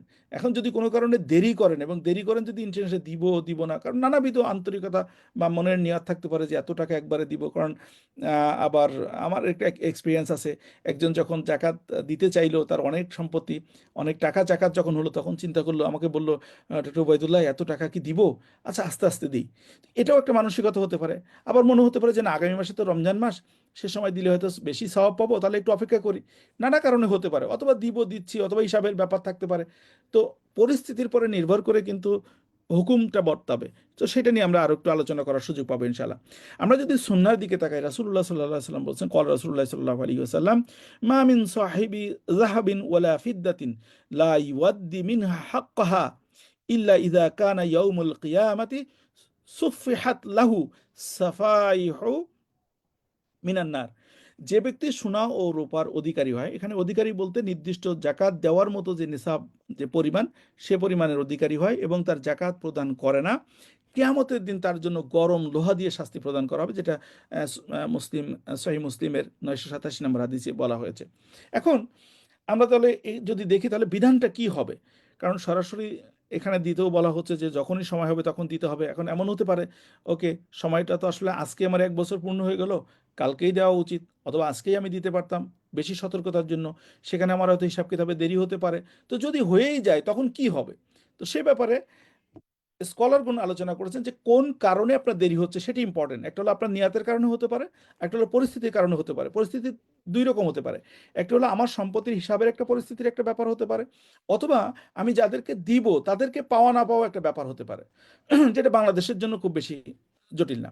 তো সেখানে বিলম্বের কারণ একটা খুবই গুরুত্বপূর্ণ। যদি বিলম্বের কারণটা যদি বৈধতা পায়, অর্থাৎ হিসাবের জটিলতা হতে পারে, আন্তরিকতার কোনো অভাব নাই, কারণ অনেক সম্পত্তি আছে, অনেকের অনেক সম্পত্তি আছে, তাদের সে সম্পত্তির টোটাল হিসাব করতে হয়তো একটু সময় লাগতে পারে, সেটা হতে পারে। অথবা উপযুক্ত জাকাত দিবেন যাদেরকে, সেরকম যদি কাউকে খুঁজে না পাওয়া যায়, তাহলে এই ক্ষেত্রে বিলম্ব করা জায়েজ হবে। তবে যত দ্রুত সম্ভব জাকাত দিতে হবে। আর বিলম্বের কারণ যদি এইরকম হয়, মানে অযৌক্তিক হয়, যে আচ্ছা দিচ্ছি, দিব, আচ্ছা আর কিছুদিন থাকুক, হয়তো আমার এই টাকাটা একটা জায়গায় আছে, সেখানে থেকে আমি যদি আরেক কিছুদিন থাকে তাহলে আরো বেশি বেনিফিট পাবো, মানে এইরকম যদি হয়, মানে শরীয়ী বিধান যেগুলোকে অ্যাপ্রুভ করে না, তাহলে অবশ্যই এটা গুনাহের কারণ হবে এবং ওই ব্যক্তি দায়বদ্ধ হবে, এবং এমত অবস্থায় মৃত্যুবরণ করলে জাকাত না দেওয়ার যে শাস্তি সেটি তার উপরে বর্তাতে পারে, যদি তার ওয়ারিশগণ তার পক্ষ থেকে যথাযথ জাকাত আদায় করে না দেন। এটি হলো বিলম্বের বৈধ কারণ এবং অবৈধ কারণ। এখন এই বিলম্বের কারণে শাস্তির ব্যাপারে একেবারেই পবিত্র কোরআনুল কারিমে আল্লাহ সুবহানাহু ওয়া তাআলা সুন্দর করে বলে দিয়েছেন। সূরা তাওবার 35 নম্বর আয়াতে বলছেন, বিসমিল্লাহির রহমানির রহিম, ইয়াউমা ইউহমা আলাইহা ফিন নারি জাহান্নামা ফাতুকওয়া বিহা জিবাহুহুম ওয়া জুনুবুহুম ওয়া জুহুরুহুম হাযা মা কানাজতুম লিআনফুসিকুম ফাযুকু বিমা কুনতুম তাকনিজুন। আল্লাহ তাআলা বলছেন এভাবে, সম্পদ কিয়ামতের দিন আগুনে গরম করা হবে এবং সেটাকে কি করা হবে, সেই সম্পদ দিয়ে তাদের শরীরকে, ফাতুকুবা বিহা জিবাবাহুম অজুনুবহুম অজুহুরহুম, তাদের শরীরকে দগ্ধ করা হবে, তাদের এটাকে তাদের পিঠে তাদেরকে এটা দিয়ে দেওয়া হবে। তো এইভাবে তাদেরকে শাস্তিটা দেওয়া হবে। সেই শাস্তির কারণ শুধুমাত্র বিলম্বে দেওয়ার কারণ অথবা না দেওয়ার কারণে, যদি বিলম্বের কারণে না দেওয়া যদি কেউ এরকম হয়ে যায়। এরপরে যে বিষয়টা আমাদের কাছে আসে সেটি হলো যে অতীতের জাকাত যদি বিলম্ব হয়, অর্থাৎ আপনি কোনো কারণে, এখন আমরা আজকের আলোচনা যারা শুনছেন, যদি এরকম হয়ে যায় যে বিগত সালগুলোতে আমি জাকাত দিতে পারি নাই, অথবা আমার আমার যদি এখন রিয়ালাইজেশন আসে যে আমার তো জাকাত দেওয়ার দরকার ছিল কিন্তু আমি তো বেশ কয়েক বছর ধরে জাকাত দিইনি, তখন আমি কি করব? তখন এ ব্যাপারে স্কলারগণ এভাবে বলছেন যে পূর্ববর্তী যে বছরগুলোতে, বা যে বছর বা একাধিক বছর যদি হয়, সেই বছরগুলোতে যতটুকু সম্ভব জাকাতের ওই নিসাবটা হিসাব করে সেটি কিন্তু আদায় করতে হবে। এটি কিন্তু এমন না যে এই জাকাতটা আমি তওবা ইস্তেগফার করে নিলাম আর আল্লাহ তাআলা মাফ করে দিলেন। ব্যাপারটা এরকম না। আমার যতটুকু স্মরণ আছে, যতটুকু পসিবল আছে, সেই হিসাব করে জাকাতটা দিতে হবে। এরপরও যে ত্রুটি বিচ্যুতি রয়ে গেল, এটার জন্য ইস্তেগফার কামনা করতে হবে। তাহলেই কেবল আল্লাহ সুবহানাহু ওয়া তাআলা হয়তো এটা থেকে আমাদের ক্ষমা করে দিবেন। আমরা আসি এখন শেষের দিকের আলোচনায়, যে এই জাকাত দেওয়ার ক্ষেত্রে আমাদের বাংলাদেশ সহ আমাদের মধ্যে যে টেন্ডেন্সিটা আছে, আমরা রমজান মাসকে নির্ধারণ করি। এখানে আমাদের পূর্ববর্তী আলোচনাটা একটু লিঙ্ক আপ করতে চাই। সেটি হলো, আমরা আলোচনা করেছি যে জাকাত হওয়ার জন্য পূর্ণ 1 বছর শর্ত, এবং 1 বছর মোটেও জানুয়ারি টু ডিসেম্বর বা মুহররম থেকে জিলহাজ এটি কিন্তু নয়। যার যখন যেদিন জাকাতের নিসাব পরিমাণ সম্পত্তির মালিকানা হবে, মালিক হবেন, ঠিক সেই দিন থেকে তার জন্য 1 বছর। এবং এই জায়গাটা শরীয়ী বিধানের একটা আমি বলবো যে একটা উইজডম, একটা প্রজ্ঞা। সেটি হলো, দেখেন যে নানা শ্রেণীর মানুষ নানা বছরের নানা সময়ে কিন্তু জাকাতের মালিকানা হবে, এবং জাকাতের মালিকানা হওয়ার কারণে নানা সময় কিন্তু তাকে জাকাত দিতে হচ্ছে। এই যে ভিন্ন ভিন্ন সময়ে জাকাতের মালিকানা হওয়া এবং ভিন্ন ভিন্ন সময়ে জাকাত দেওয়ার সুবিধার কারণে সারা বছর জাকাতের যে উপকারিতা, জাকাতের যে লক্ষ্য উদ্দেশ্য, যেটা আমরা বললাম, এই যে লক্ষ্য উদ্দেশ্য, এবং জাকাতের আরেকটা লক্ষ্য হচ্ছে একটা ব্যালেন্সড ইকোনমিক সোসাইটি তৈরি করা, গরিবদেরকে সহযোগিতা করা, সেটি কিন্তু সারা বছর ধরে এটা রিসাইকেলে চলতে থাকবে। ফলে আমরা যদি নির্দিষ্টভাবে শুধু রমজান মাসকে টার্গেট করে ফেলি, তাহলে অন্যান্য মাসে যাদের প্রয়োজন হবে তাদের কি হবে? সেটি কিন্তু খুবই একটি গুরুত্বপূর্ণ প্রশ্ন। আমরা আলোচনায় আসি, তাহলে আমরা আরেকটু বুঝতে পারবো। খুব সংক্ষেপে আলোচনা শেষ করবো ইনশাআল্লাহ। সেটি হলো রমজান মাসে জাকাত প্রদান করার ব্যাপারে আসলে স্কলাররা কি বলেন, বা এ ব্যাপারে কোরআন এবং সুন্নায় সরাসরি কিছু আসছে কিনা।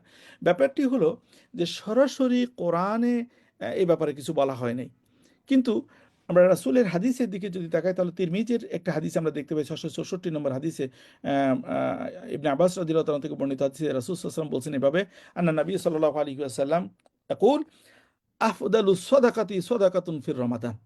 এখানে উত্তম সাদাকার ব্যাপারে বলা হচ্ছে যে সাদাকাটা রমজান মাসে করা হয়, এবং আমরা জানি রমজান মাসকে সাদাকার মাসও বলা হয়। তো সেটির ব্যাপারে স্কলার বলছে যে হ্যাঁ, সেটা যদি রমজান মাসে যদি সাদাকাগুলো বেশি উত্তম হয়ে থাকে তাহলে সেটি করা যাবে, কিন্তু সেটি কখন করা যাবে এটা আমরা কনক্লুশনে বলবো ইনশাআল্লাহ। এই ক্ষেত্রে আমরা ফিকহি ব্যাপারগুলো যদি দেখি, তাহলে দেখবো যে আমরা ফিকহি যারা বড় বড় স্কলার আছেন, যেমন শাফি রাহিমাহুল্লাহ, উনি বলছেন এভাবে, ইখরাজুজ যাকাতি ফি রমাদান আফদালু লি কাসরাতিল আজর।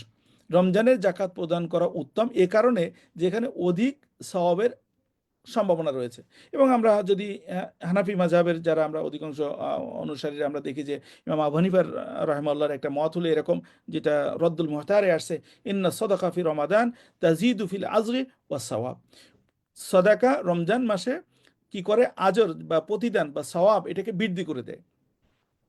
তো এখানে দুটো বিষয়ে আমাদেরকে একটু খেয়াল রাখতে হবে। সেটি হলো পবিত্র কোরআনুল কারীমে জাকাতের দুইটা পরিভাষা ব্যবহার করেছেন। একটি হলো জাকাত আর একটি হলো সদাকা। আকিমুস সালাত ওয়া ইতাউজ জাকাত। আহ, এখানে জাকাত যেমন ব্যবহার করেছে, আবার ওই যে মানে ওয়াফি আমওয়ালিহিম সদাকা, তাদের সম্পত্তিতে সদাকা ব্যবহার করা হয়েছে। অর্থাৎ সদাকা এবং জাকাত দুটোই জাকাতের জন্য ব্যবহার করা হয়েছে। কিন্তু এই জাকাতের বাইরেও কিন্তু সদাকার আরেকটা পরিভাষা আছে। মানে সদাকা জাকাত হিসাবে যেমন ব্যবহার করা হয়, জাকাতের বাইরেও যে কোনো ধরনের চ্যারিটি বা ডোনেশন আমরা যেটা করি, খয়রাত যেটাকে বলি, সেটিও কিন্তু সদাকা বলা হয়। সুতরাং সব সদাকা যে জাকাত হতে হবে এটি কিন্তু জরুরি না।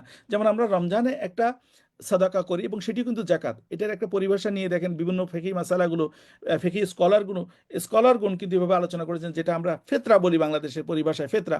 এটাকে কেউ সদাকাতুল ফিতর বলছে, কেউ জাকাতুল ফিতর বলছে। তো এই যে ফিতরের জাকাত বা ফিতরের সাদাকা, দুটো পরিভাষায় ব্যবহার করা হয়েছে। অর্থাৎ সাদাকা বলতে এখানে শুধু যদি জাকাতকে মিন করি, তাহলে দেখা যাবে যে সকল জাকাতই রমজান মাসে এসে ভিড় করছে। যেটির প্রবলেম হলো যে জাকাতের যে উদ্দেশ্য সেখানে ব্যাহত হওয়ার সম্ভাবনা আছে। হ্যাঁ, ডেফিনেটলি যদি কেউ মনে করেন যে আমার জাকাতের সাথে মানে রমজানের সাথে আমার নিসাব মিলে গেল, তাহলে অবশ্যই উনি বেশি বেনিফিট পাবেন। অথবা যদি মনে করো যে ওকে আমার রমজানের পরে শাওয়াল মাসে হয়তো আমার পূর্ণ বছর পরিপূর্ণ হচ্ছে, তো আমি রমজানের সওয়াব থেকে বঞ্চিত হতে চাই না, আমি একটু অগ্রিম জাকাত দিতে চাই। ওকে, আপনি অগ্রিম জাকাত দেন। অগ্রিম জাকাতের ব্যাপারে কিন্তু না করা হয় নাই। আপনি যদি সামর্থ্য থাকেন তাহলে অগ্রিম জাকাত দেন এবং তখন আপনি সওয়াব পাবেন। অর্থাৎ রমজান যদি কাছাকাছি হয় তাহলে আপনি এই সওয়াবটা প্রত্যাশা করতে পারেন। কিন্তু যদি এরকম হয় যে আপনার শাওয়াল মাসে আপনার নেশাব পরিপূর্ণ হয়েছে, জাকাত আপনার উপরে ফরজ হয়েছে, আপনি আরও 1 বছর অপেক্ষা করলেন রমজান মাসে এটা দিবেন বলে, না, এটি আপনি করতে পারবেন না।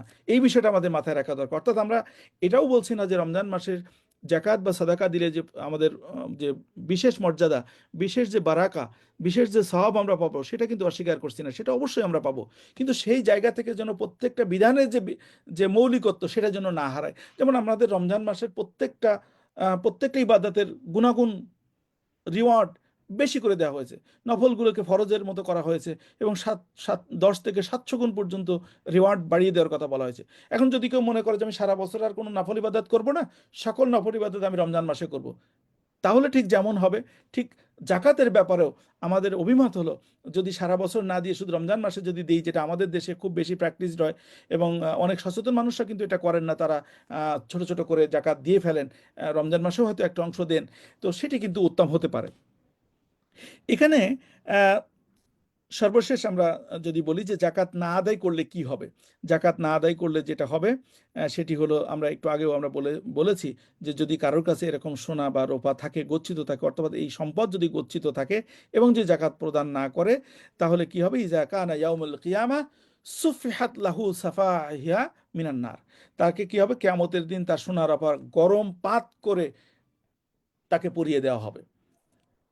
অন্য একটা হাদিসে এসছে যে যদি সম্পদ হয় এবং সেই সম্পদ টাকা কড়ি হতে পারে, জমি হতে পারে, বাড়ি হতে পারে, ব্যবসা বাণিজ্য হতে পারে, তো সমস্ত সম্পদ যদি এরকম হয় এবং যদি জাকাত না দিই, তাহলে এইগুলোকে তার গলায় ঝুলিয়ে দেওয়া হবে। এখন এত ভারী জিনিস নিয়ে আপনি কিয়ামতের হাসরের মাঠে উঠবেন কিনা, এটা আপনার সিদ্ধান্ত। তাহলে আমরা যে বিষয়গুলো আজকের আলোচনা থেকে আমাদের উঠে এসছে, আমরা যদি সামারি করি, তাহলে আমরা বলবো এভাবে যে জাকাত ফরজ, এবং যার উপরে জাকাত ফরজ হয়েছে এই জাকাত আদায় না করলে তাকে অবশ্যই অবশ্যই তাকে শাস্তিতে পতিত হতে হবে এবং তার জন্য অবশ্যই শাস্তি নির্ধারিত, অর্থাৎ জাকাত আমাদেরকে আদায় করতে হবে। এবং জাকাতের কয়েকটা ফর্ম আছে আমাদের জাকাত সম্প্রসারণ কার্যক্রমে, এই বিষয়গুলো ছোট ছোট করে আলোচনা করা হয়। আপনার ওয়েবসাইটে গেলেও দেখতে পাবেন যে ওখানে আমাদের জাকাতের যে বিভিন্ন ধরনের প্রকার আছে, বিশেষ করে অসরের ব্যাপারেও আমরা কথা বলেছি। সেখানেও কিন্তু এই জাকাত, অসর, সাদাকা এগুলো পুঙ্খানুপুঙ্খভাবে আমাদের যার উপরে যেভাবে ওয়াজিব হয়েছে, ফরজ হয়েছে, আমাদের কিন্তু আদায় করতে হবে, এটা অস্বীকার করা যাবে না।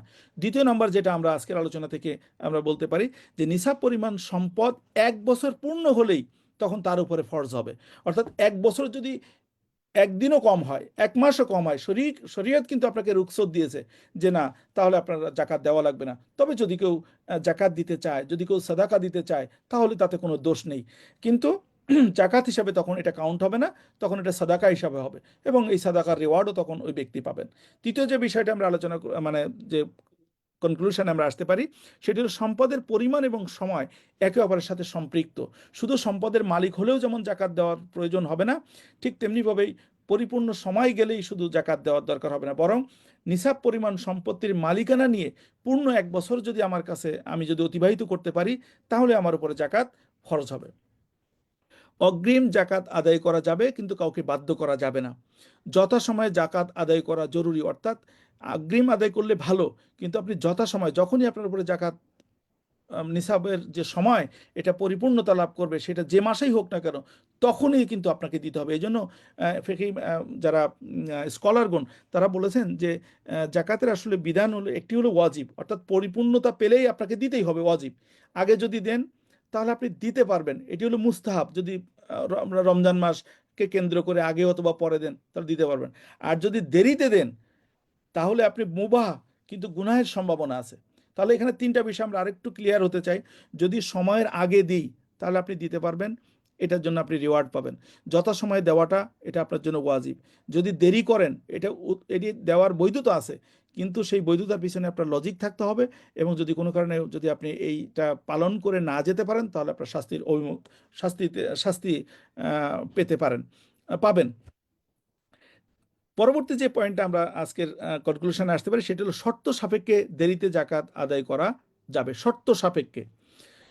এরপরে যেটি আমরা আলোচনা থেকে এসছে, রমজান মাসে আদায় করা উত্তম, তবে এজন্য অধিক সময় অপেক্ষা করা যাবে না। সর্বশেষ যেটা, জাকাত আদায় না করলে তার পরিণতি হবে ভয়াবহ। সুতরাং আল্লাহ সুবহানাহু ওয়া তাআলা আমাদেরকে এভাবে জাকাত আদায় করার তৌফিক দান করুক, এবং যখনই আমরা জাকাত আদায় করতে পারবো তখনই আল্লাহ তাআলা আমাদেরকে ধনী করবেন। ধনী হলেই আমরা জাকাত আদায় করতে পারবো, এবং এই ধন সম্পদের মালিকানা একমাত্র আল্লাহ সুবহানাহু ওয়া তাআলা। আল্লাহ আমাদের সম্পদের মালিকানা এই জন্য দেন যাতে আমরা এটা আমানত হিসাবে এটা প্রমাণ করতে পারি যে আমরা আমানতের কোনো খেয়ানত করিনি। এই সম্পত্তি আল্লাহর পক্ষ থেকে আসে, এবং আল্লাহর পথে ব্যয়ের জন্যই আমরা আসলে সবসময় প্রস্তুত থাকি। আল্লাহ সুবহানাহু ওয়া তাআলা বলেছেন, বিসমিল্লাহির রহমানির রহিম, ইন্নাল্লাহ ইশতারা মিনাল মুমিনিনা আনফুসাহুম ওয়া আমওয়ালাহুমুল জান্নাহ। আল্লাহ সুবহানাহু ওয়া তাআলা মুমিনদের কাছে জান এবং মাল দুটি কিনে নিয়েছেন জান্নাতের বিনিময়ে। আল্লাহ সুবহানাহু ওয়া তাআলা আমাদের এই সম্পত্তি কোন পথে অর্জন করছি সেটি যেন হালাল হয়, যে পথে ব্যয় করছি সেটাই যেন হালাল হয়, এবং আল্লাহর দেওয়া নির্দেশিত পন্থায় জন্য আমরা এই মালগুলো সম্পদগুলোকে ব্যয় করতে পারি। আল্লাহ তাআলা সেই তৌফিক আমাদেরকে দান করুক। সবাইকে ধন্যবাদ, বিশেষ করে জাকাত সম্প্রসারণ কার্যক্রমকে ধন্যবাদ আমাকে আহ্বান করার জন্য এবং এই আলোচনা করার জন্য। সমস্ত ভুল ত্রুটি আল্লাহ তাআলা ক্ষমা করে দিক, ভালো কথাগুলোকে আমল করার তৌফিক দান করুক। ওমা তৌফিক ইল্লা বিল্লাহ। আসসালামু আলাইকুম ওয়া রাহমাতুল্লাহ। ওয়ালাইকুম আসসালাম ওয়া রাহমাতুল্লাহি ওয়া বারাকাতুহু। অনেক ধন্যবাদ জানাচ্ছি আমাদের উস্তাদ ডক্টর মোহাম্মদ উবাইদুল্লাহ স্যারকে।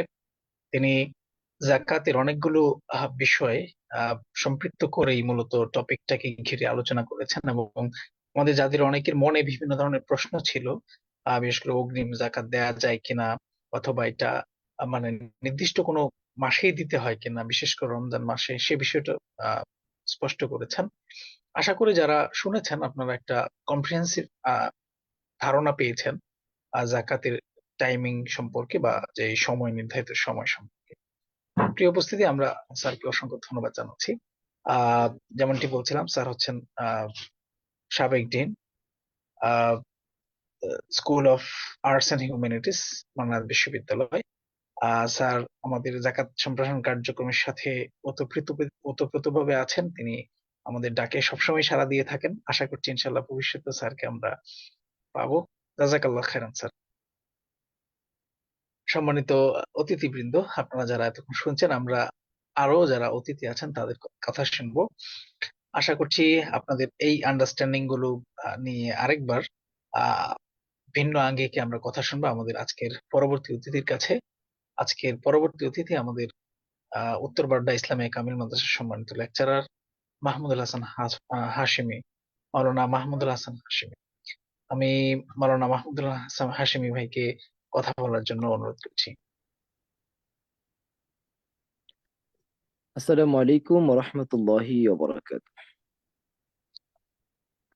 ওয়ালাইকুম আসসালাম। আলহামদুলিল্লাহি রাব্বিল আলামিন ওয়া সসালাতু ওয়াসসালামু আলা রাসূলিহিন নাবিয়্যিল কারীম ওয়া বা'দ। ফাকাদ قال النبي صلى الله عليه وسلم الزكاة قنطرة الإسلام أو كما قال عليه الصلاة والسلام। জাকাত সম্প্রসারণ কার্যক্রমের উদ্যোগে 35তম অনলাইন এই বিশেষ সেমিনারে উপস্থিত জাকাত সম্প্রসারণ কার্যক্রমের সম্মানিত প্রতিষ্ঠাতা সৈয়দ হামাদুল করিম স্যার এবং আজকের প্রধান আলোচক অত্যন্ত মনোমুগ্ধকর ভাবে যিনি দালিলিক আলোচনা পেশ করেছেন জাকাতের ইনস অ্যান্ড আউট নিয়ে। জাকাত ফরজ হওয়ার কার্যকারণ, জাকাত আদায় কিভাবে করতে হয়, আদায় করতে না পারলে সেক্ষেত্রে করণীয় কি, কিংবা অনাদায়ের কি শাস্তি রয়েছে, এবং অবশ্যই আজকের নির্ধারিত যে টপিক সেই টপিকেও তিনি চমৎকার আলোচনা করেছেন। এবং আরো একজন বিদগ্ধ আলোচক, জনপ্রিয় আলোচক শাইখ হাসান মাহফুজ, শ্রদ্ধেয় বড় ভাই, তিনিও আলোচনা করবেন। তো আমি সংক্ষিপ্ত সময়ে আমি আমাদের আজকের যে শিরোনাম, সেই শিরোনামেই একটু দৃষ্টি আকর্ষণ করতে চাই যে জাকাত বেসিক্যালি কখন আদায় করতে হবে। তো জাকাত ফরজ হবার জন্য হাউলানে হাউল তথা বৎসর অতিক্রান্ত হবার যে শর্তটি রয়েছে, নিসাব পরিমাণ মালের মালিক হবার পর সম্পূর্ণ একটি বছর অতিক্রম হবার যে শর্তটি রয়েছে, এই শর্তটি যখন পাওয়া যাবে, অর্থাৎ কারো সম্পদের উপর যখন নিসাব পরিমাণ মালের মালিকানা থাকাকালীন পূর্ণ 1 বছর সময় যখন হয়ে যাবে। এখানে যদি একটু ডিবেট আছে যে বছরটা কি সৌরবর্ষ নাকি চন্দ্রবর্ষ, কোন বর্ষ গণনা হবে। তবে আমরা যেভাবেই এটাকে গণনা করি না কেন, বেটার হলো ডেফিনেটলি এটা চন্দ্রবর্ষ গণনা করা বা আরবি মাস যেটা সেটা গণনা করা। আমরা যদি ইংরেজি মাস এভাবেও গণনা করি, সো এই গণনার শেষে জাকাতটা ঠিক কখন দিতে হবে এই ব্যাপারে আমি আপনাদের একটু দৃষ্টি আকর্ষণ করতে চাই। রাসূল করিম সাল্লাল্লাহু আলাইহি সাল্লাম সহিহ ইবনে খুজাইমাতে একটি হাদিস তিনি বলেছেন, এবং সেই হাদিসে তিনি মাহে রমাদানকে আশ-শাহরুল মুওয়াসাত হিসেবে অভিহিত করেছেন। যে রমজান মাস হলো শাহরুল মুওয়াসাত তথা সহানুভূতি প্রকাশের মাস। তো সহানুভূতি প্রকাশ করতে গিয়ে আমরা মানুষের প্রতি আমাদের দান দক্ষিণার হাত বাড়িয়ে দেই, সহমর্মিতা সহানুভূতির হাত বাড়িয়ে দেই পবিত্র মাহে রমাদানে। একই সাথে যেহেতু এখানে একটি ফরজ আদায় করলে 70টি ফরজ আদায়ের সওয়াবের কথা পাওয়া যায়, সে কারণে পবিত্র মাহে রমাদানে আমরা স্বাভাবিকভাবেই জাকাত আদায়ের জন্যও আমরা এই সময়টিকে গ্রহণ করে থাকি। সুপ্রিয় উপস্থিতি, জাকাতের ক্ষেত্রে আমি ভূমিকাতে মুসলিম শরীফের একটি হাদিস বলেছি, জাকাত ও কন্তারাতুল ইসলাম। জাকাত হচ্ছে ইসলামের একটি সেতু বন্ধন। অর্থাৎ আমাদের একটি ইসলামিক সোসাইটিতে যে মোটা দাগে 2টা ক্লাসের মানুষ থাকে, একটা হচ্ছে ধনী আর একটি হচ্ছে দরিদ্র। তো এই ধনী এবং দরিদ্র মানুষের মাঝে একটি সেতু বন্ধন হচ্ছে ইসলাম, একটি সেতু বন্ধন হচ্ছে জাকাত। তো এই যে সেতু বন্ধন, এই সেতু বন্ধনের জন্য আপনি খেয়াল করে দেখবেন, আপনার যখন সেতুর প্রয়োজন হবে, যখন এই বন্ধনের প্রয়োজন হবে, তখনই কিন্তু আপনাকে এই এই যে একটা টাইট বা এই যে একটা বন্ধন, এই বন্ধনে কিন্তু আবদ্ধ করতে হবে। প্রয়োজনের সময়ে আসলে বন্ধনে আবদ্ধ না করার সুযোগ কিন্তু নেই, এক্ষেত্রে কিন্তু বিলম্ব করবার সুযোগ নেই। এক্ষেত্রে পবিত্র কালামুল্লাহ হাকিমে জাকাতকে যেটা বলা হয়েছে যে জাকাত হচ্ছে সম্পদকে পবিত্র করবে, যে এটি তুখাযু মিন আমওয়ালিহিম সাদাকাহ তুতাহহিরুহুম ওয়া তুযাক্কিহিম, এটি পবিত্র করবে এবং এটি মানুষের যে সম্পদ রয়েছে সেই সম্পদকে যাবতীয় দোষণীয় বস্তু থেকে মুক্ত করবে। সুতরাং আমার জাকাতের সময় যখন হয়ে যাবে, সেই সময় হয়ে যাওয়ার সাথে সাথেই কি আমাকে এই সম্পদটি পবিত্র করা উচিত নয়? সুপ্রিয় ভাইরা, মাহে রমাদানে জাকাত আদায় করা, এটি নিঃসন্দেহে 70 গুণের সওয়াব পাওয়া যাবে, এটি মুওয়াসাত সহানুভূতির মাস। কিন্তু খেয়াল রাখতে হবে যে জাকাতকে যেহেতু ইসলাম সেতু বন্ধন হিসেবে উপস্থাপন করেছে, সুতরাং যখন সেতুর প্রয়োজন হবে, যখন বন্ধনের প্রয়োজন হবে, তখনই আমাকে এই জাকাত নামক সম্প্রীতির বন্ধনে ধনী এবং গরিবকে আবদ্ধ করতে হবে। এবং একই সাথে যেহেতু জাকাতকে বলা হচ্ছে এটি আমার সম্পদকে পবিত্র করছে, সুতরাং যখনই আমার সম্পদকে পবিত্র করার প্রয়োজন হবে তখনই আমার সম্পদকে পবিত্র করে দিতে হবে। তা না হলে ব্যাপারটা কি দাঁড়ালো, যে আমার সম্পদের মধ্যে কিছু অপবিত্র সম্পদও রয়ে গেছে, আমার ভালো ফসলের মধ্যে কিছু হচ্ছে আগাছা রয়ে গেছে। এখন আমার কি উচিত নয় যে দ্রুত আগাছাগুলোকে মুক্ত করে আমার যে অবশিষ্ট ভালো ফসল রয়েছে সেই ফসলটিকে পুত পবিত্র করা? সুতরাং যখনই জাকাতের সময় হবে, একটি বছর যখনই পরিপূর্ণ হবে, তখনই আমাকে জাকাত আদায় করতে হবে। সুপ্রিয় উপস্থিতি, এ ব্যাপারে আমি আরেকটি হাদিস উপস্থাপন করে আমার আজকের সংক্ষিপ্ত আলোচনা শেষ করব। হাদিসটি হযরতে উকবা ইবনে হারিস রাদিয়াল্লাহু তাআলা আনহু থেকে বর্ণিত। তিনি রাসূল করিম সাল্লাল্লাহু আলাইহি সাল্লামের সাথে একদা আসরের নামাজ আদায় করছিলেন। তো হাদিসে, এটি বুখারী শরীফের হাদিস, সেখানে হাদিসে যে ইবারতটি এসেছে যে সাল্লা বিনান নবী সাল্লাল্লাহু আলাইহি সাল্লাম আল আসর فأسرع ثم دخل البيت فلم يلبس أن خرج فقلت أو قيل له فقال كنت خلفت في البيت تبرا من الصدقة فكرهت أن أبيته فقسمته أو كما قال عليه الصلاة والسلام। হাদিসটিতে বলা হয়েছে যে উকবা ইবনে হারিস রাদিয়াল্লাহু তাআলা আনহু রাসূল করিম সাল্লাল্লাহু আলাইহি ওয়াসাল্লামের সাথে আসরের নামাজ আদায় করছিলেন, কিন্তু নামাজ শেষে তিনি খুব দ্রুত বাড়িতে চলে গেলেন এবং আবার সাথে সাথেই সেখান থেকে ব্যাক করলেন। তো তখন তাকে জিজ্ঞেস করা হলো কি ব্যাপার, তখন তিনি বললেন যে আমি খাল্লাফতু ফিল বাইতি তিবরাম মিনাস সাদাকা, আমি স্বর্ণের ছোট একটা টুকরা বাসায় রেখে এসেছিলাম সদকার, অর্থাৎ যেটি সাদাকার স্বর্ণ, এই ছোট্ট একটা টুকরা, ছোট্ট কিছু স্বর্ণ আমি বাসায় রেখে এসেছিলাম। বাট ফাকারিহতু আন উবাইয়িতা, আমি সেই স্বর্ণটি নিয়ে রাত্রি যাপন করা বা সেই স্বর্ণটি রাত পর্যন্ত আমার বাসায় থাকুক, এটি আমি অপছন্দ করেছি। আমি চাইনি যে জাকাতের বা সদকার কোনো সম্পদ আমার কাছে থাকুক। ফাকাসামতু, এই কারণে আমি সাথে সাথে গিয়েছি এবং এটা আমার মনে হওয়া মাত্রই সালাত আদায় করে সাথে সাথে বাসায় গিয়েছি এবং সেই সম্পত্তিকে আমি যথাযথ মাধ্যমে, যথাযথ ব্যক্তিবর্গের কাছে সেটি আমি বন্টন করে দিয়ে তারপরে আমি আসছি। সুবহানাল্লাহি ওয়া বিহামদিহি।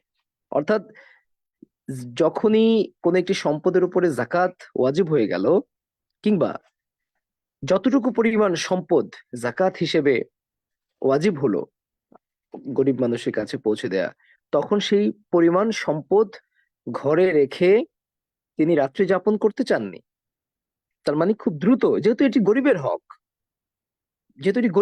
সুতরাং গরিবের হক যথাদ্রুত গরিবের হাতে পৌঁছে দেওয়া যায়। সেটি হচ্ছে ইমানের দাবি, সেটি হচ্ছে ইসলামের সৌন্দর্য। সুপ্রিয় ভাই এবং বোনেরা, আপনারা যারা শুনছেন কিংবা শুনবেন, মনে রাখতে হবে যে পবিত্র মাহে রমাদান উপলক্ষ করে জাকাত দিতে পারেন তখনই যখন আপনি মাহে রমাদান এর আগেই, মাহে রমাদানের পরে যখন আপনার জাকাতের সময় হচ্ছে, কিন্তু আপনি জাকাতটাকে প্রয়োজনে আপনি 1 মাস 2 মাস 1 দিন 5 দিন এগিয়ে এনে অ্যাডভান্স যদি আপনি জাকাত দিয়ে দিতে চান, সেক্ষেত্রে আপনি জাকাত মাহে রমাদানে দিতে পারেন। তাতে করে আপনি জাকাতটাও অ্যাডভান্স দিয়ে দিলেন, মাহে রমাদানের ফজিলতও লাভ করলেন। কিন্তু যদি দেখা যায় যে আপনার জাকাত হাউলানে হাউল তথা 1 বছর পূর্ণ হয়ে গেছে রজব মাসে কিংবা শাবান মাসে, সেক্ষেত্রে কিন্তু মাহে রমাদানের ফজিলত ধরার জন্য আপনি জাকাত আদায় বিলম্ব করতে পারবেন না, কারণ জাকাত হচ্ছে গরিবের হক। গরিবের হক আদায় বিলম্ব করে আপনি কিন্তু নিজে ব্যক্তিগতভাবে রমাদানের ফজিলত ধরার জন্য, হাসিল করার জন্য বিলম্ব করার সুযোগ নেই। সে কারণে সম্মানিত দিনদার ইসলাম প্রিয় ভাই এবং বোনেরা, যাদেরকে আল্লাহ রাব্বুল আলামিন জাকাত আদায়ের সামর্থ্য দিয়েছেন, আপনাদের প্রতি অনুরোধ থাকবে আপনারা সময় গুনে গুনে ক্যালকুলেশন যথাযথভাবে করে যখনই সম্পদের উপরে হাউলানে হাউল তথা 1 বছর মালিকানার এই শর্তটি পাওয়া যাবে, তখনই ক্যালকুলেশন করে সহিভাবে, বিশুদ্ধভাবে, যথাযথ প্রক্রিয়ায় এবং যথাযোগ্য পাত্রে সে জাকাতটি আদায় করা তৌফিক আল্লাহ রাব্বুল আলামিন আপনাদেরকে, আমাদেরকে সকলকে দান করুন। এবং সে একই সাথে জাকাত সম্প্রসারণ কার্যক্রম যে উদ্যোগ নিয়েছে সারা দেশের এবং বাংলা ভাষাভাষী মানুষের মাঝে জাকাতকে আরো বেশি আহ কোরআন এবং সুন্নাহর আলোকে তুলে ধরা এবং জাকাতের গুরুত্ব, জাকাত আদায় না করবার যে ভয়াবহ শাস্তির কথা আছে, এগুলো যাতে সঠিকভাবে সাধারণ মানুষের কাছে পৌঁছে দেওয়া যায়, সেজন্য জাকাত সম্প্রসারণ কার্যক্রমের এই উদ্যোগকে সাধুবাদ জানিয়ে এবং আল্লাহ রবুল আলমিন যাতে তাদের এই উদ্যোগকে কবুল করে, সেজন্য সেভাবে আল্লাহ রবুল আলমিনের কাছে দোয়া করে আমরা আমার সংক্ষিপ্ত আলোচনা এখানে শেষ করছি। আসসালামু আলাইকুম ওয়া রাহমাতুল্লাহি ওয়া বারাকাতুহু। ওয়ালাইকুম আসসালাম রহমতুল্লাহি ওয়া বারাকাতুহু। আমি অসংখ্য ধন্যবাদ জানাচ্ছি মাহমুদ হাসান হাশেমি ভাইকে। উনি জাকাতের যেই সময়, নির্ধারিত সময়, উপযুক্ত সময় যেটা বলছেন সে সম্পর্কে কথা বলেছেন। এবং বাস্তবিকই আমরা যে প্রথম যার আলোচনা শুনলাম, ডক্টর মোহাম্মদ ওবায়দুল্লাহ স্যার, তার বিস্তারিত আলোচনার পরে যে সম্পূরক চমৎকার আলোচনা শুনেছি। সুপ্রিয় শ্রোতা, আশা করছি যে আপনারা আমাদের এই আজকের সেমিনার থেকে, এই আলোচনা থেকে আপনারা বুঝতে পেরেছেন যে জাকাত আদায়ের জন্য একটা নির্ধারিত সময় যেমন আমাদের আছে, এবং একটা উপযুক্ত বা বলা যায় যে উত্তম সময়েরও কিছু আলোচনা এসছে। তো সবচেয়ে বড় কথা হচ্ছে যে আমাদের মাকাসেদ, শরিয়াতের যে মাকাসেদ সে অনুযায়ী কাজ করা। যে বিশেষ করে আমার একটা জিনিস আমি এই সেমিনার গুলোতে যেটা শুনেছি, এর মধ্যে একটা কথা খুব ভালো লেগেছে, সেটা হচ্ছে যে আমরা অনেক ক্ষেত্রে যেটা বলি যে জাকাত হচ্ছে গরিবদের হক, সেটা দিয়ে দেওয়ার জন্য আমরা তাড়না। কিন্তু এই যে ভাইয়ের একটা হাদিস থেকে যেটা শুনলাম যে রাসূল সাল্লাল্লাহু আলাইহি ওয়াসাল্লামের সাহাবীগণ তারা কিন্তু অতিরিক্ত সম্পদ রেখে কিন্তু খুব ভয়ের মধ্যে বা আতঙ্কের মধ্যে থাকতেন যে একটা অতিরিক্ত সম্পদ যুক্ত হয়েছে, তো তারা দ্রুত এটা দান করে দিয়েছেন। তার মানে হচ্ছে শুধু যে আমরা গরিবের হকের জন্য দিচ্ছি এরকম না, এটা আমার উপর ফোর্স। আমার গরিব যদি না পাওয়া যায় তাহলে আমার খুঁজে খুঁজে বের করে দিতে হবে। সুতরাং এটা আমাদের উপর, যারা জাকাত দাতা তার উপরে আসলে দায়িত্ব, এবং এই দায়িত্ব বোধ থেকে যত দ্রুত সম্ভব দেওয়ার চেষ্টা করা। সম্মানিত আহ দর্শক শ্রোতা, আমরা আজকের আরেকজন আলোচক আছেন এবং ছিলেন, আমার সাথে যুক্ত ছিলেন, কিন্তু দুঃখজনক ভাবে আমরা ওনাকে পাচ্ছি না। ডিসকানেক্টেড হয়েছেন। আমাকে বলেছিলেন যে ওনার একটি ট্রাস্টের একটি মিটিং আছে, সেটা 9:15-টায়। তো আমরা ওনার সাথে কানেক্ট করতে পারছি না। আমার মনে হয় যে আহ, আজকে আমরা ওনার কথা হয়তো শুনতে পাচ্ছি না। আমরা অত্যন্ত দুঃখ প্রকাশ করছি এই জন্য। সম্মানিত দর্শক, আমরা চেষ্টা করব যে সামনের দিনগুলোতে জাকাত সংক্রান্ত যে সমস্ত আলোচনা হবে সেগুলোতে আরো সুন্দরভাবে, আরো প্রাণবন্তভাবে জাকাতের নির্ধারিত বিষয়ের উপরে আলোচনা করার জন্য, এবং আপনাদের আহ যে সমস্ত প্রশ্ন থাকে আপনারা আমাদের ইনবক্সে, কমেন্টে অথবা আমাদের যে ইমেইলে যদি পাঠান, আমরা সে আলোকে এবং আপনাদের পরামর্শের আলোকে আমাদের পরবর্তী অনুষ্ঠানগুলোকে আরো সুন্দর করার চেষ্টা করব। আমরা শায়েখ হাসান মাহফুজ আহ ভাইকে পাচ্ছি না, আমরা এর জন্য দুঃখ প্রকাশ করছি। আর আজকের মতো আমরা এই আলোচনা অনুষ্ঠানটি এখানে শেষ করব। আপনাদের যাদের যেই পরামর্শ আছে, প্রশ্ন আছে, আমাদেরকে জানাবেন। আমরা সে আলোকে, পরামর্শের আলোকে এবং প্রশ্ন উত্তরগুলো প্রোভাইড করার চেষ্টা করবো ইনশাআল্লাহ। অসংখ্য ধন্যবাদ আজকে যারা আমাদেরকে সময় দিয়েছেন, সম্মানিত অতিথিবৃন্দকে এবং জাকাত সম্প্রসারণ কার্যক্রমের সম্মানিত প্রতিষ্ঠাতা সৈয়দ আহমদুল করিম স্যার সহ যারা এর পিছনে ছিলেন, আমাদের আহ, কলা কুশলী এবং সহযোগিতাকারী আমাদের ওয়ার্কিং টিম, সবাইকে ধন্যবাদ জানিয়ে আজকের আলোচনা এখানে শেষ করছি। আসসালামু আলাইকুম রহমতুল্লাহি ওয়া বারাকাতুহু।